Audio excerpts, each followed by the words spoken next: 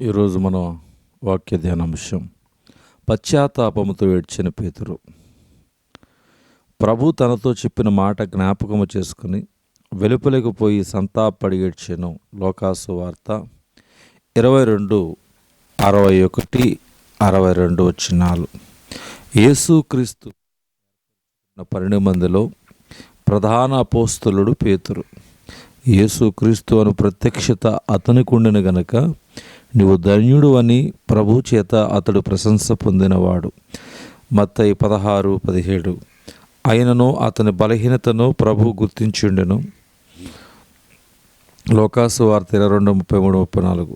పేతురు జీవితంలో జరగబోయే సంగతిని ప్రభు ముందుగానే తెలియచేసిన కనుక అతడు కడు జాగ్రత్తగా ఉండవలెను.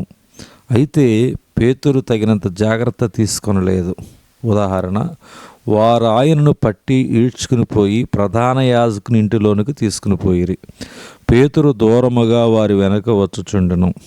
లోక 22:54. అంతేకాదు, అతడు చలిమంట కాచుకుని వారి మధ్య కూర్చుని యేసుని ఎరగనని చెప్పగా కోడి కూసెను.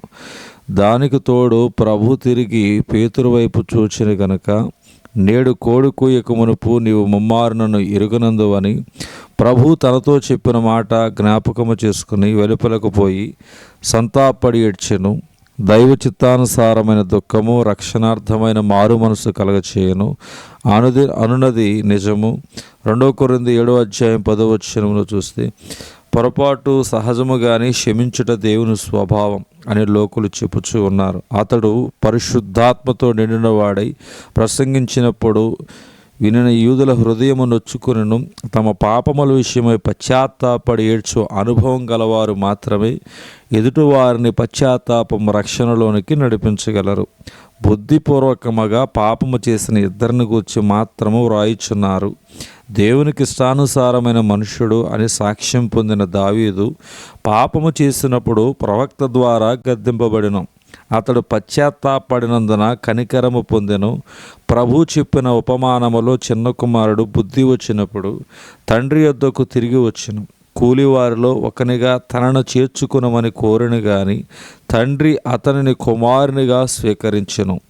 మీ పాపములు రక్తము వలె ఎర్రనివైనను అవి హేమము వలె తెల్లబడును. కెంపు వలె ఎర్రనివైనను అవి గొర్రెబొచ్చు వలె తెల్లనివగును. యెషయా గ్రంథం 1:18. మీ దోషములు మీకును మీ దేవునికి అడ్డుగా వచ్చినని యెషయా గ్రంథము 59:1 చెప్పబడుతుంది. దేవుడి కొద్ది మాటలు దేవుడు దీవించును కాక. ఆమేన్.